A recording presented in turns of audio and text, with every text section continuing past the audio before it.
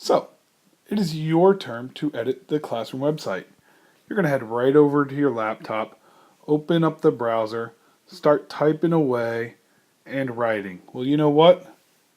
That is the wrong choice. First, you have to read. We have our sources. You have a notebook or a pen or whatever tool you use on your computer to take notes. You need to get the reading done. Source skills matter. Now, once you have your notes, you can then return to the computer. But first, wait. You have other people in your group. So think about it. You're not working alone. In fact, you can work better with your group. So you need to plan. This might involve calling them on your smartphone. Or I don't know, you could even talk to them face to face. But your group has to plan out the document. When planning your document, you need to think about a couple of things. Basically, lay out your page. What do you want? What major sections do you have? Agree to your headings. You want to know what kind of headings you will use in your document. Once you have your headings, you can then begin to really plan out the document.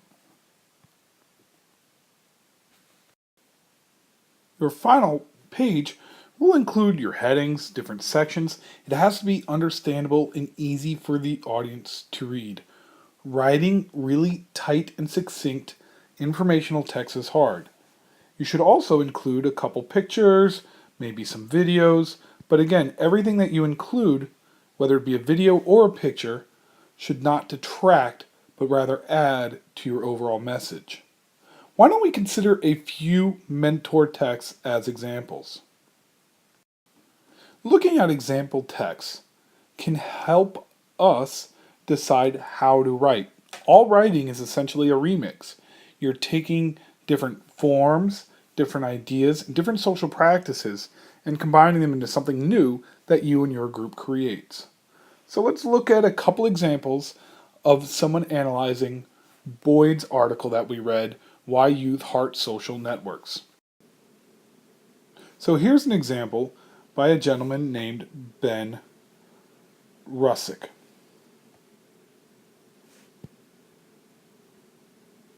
And you'll see he does a couple good things. Right here, for example, he does give us the source and the author. And if you look closely at his first sentence here, you'll see that he does a good job of summarizing the entire piece in that sentence. And that's something you really need to do. Your piece should open up with a very brief summary that gets to all of the main ideas described by the author. Here in the next sentence,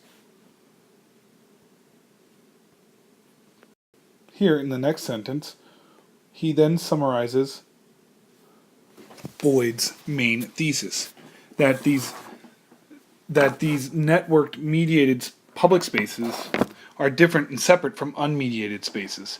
So he just introduced key terms. So in that same sentence, you have to also make sure that you define your key terms. You'll notice that he really does that here by then going through and describing there's the mediated spaces, and he talks about the four properties, and he really doesn't get into the unmediated spaces. So that's something that he might have wanted to add. One thing is glaringly missing, though, in terms of what he has done here. You will see that there are no major headings. Headings help your readers predict what is coming. When you're writing expository text for the web, or really just in general, assume that your audience knows nothing, and you need to give them little nuggets that point them on the way to meaning. What Ben does well are his transitions. That's probably one of the hardest tricks as a writer to hit. You'll notice in this last sentence, rather than discourage social networks, we must think of them as important tools to help children better cultivate and relationships as well as experiment with identity.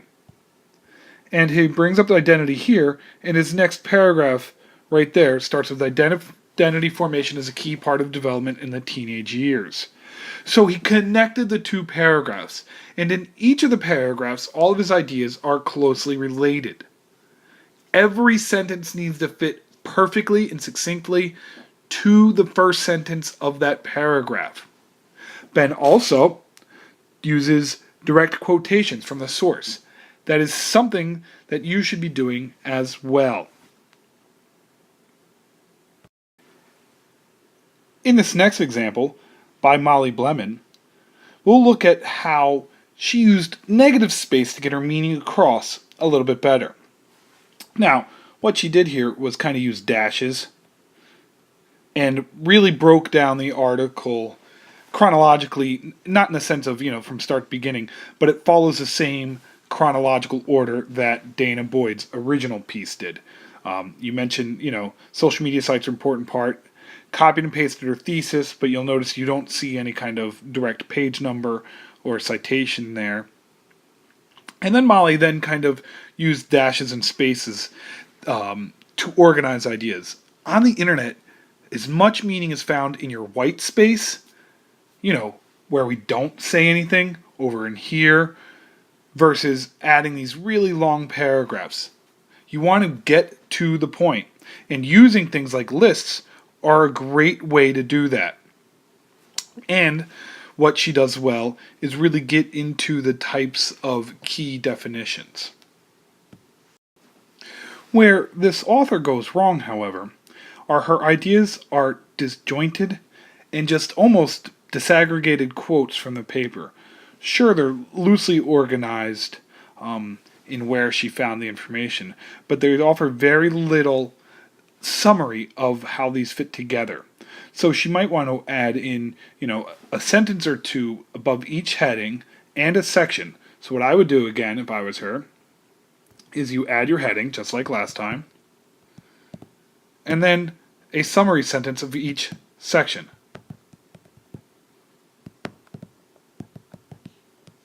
And that would greatly help out So, what are the big takeaways as we think about what we're going to do?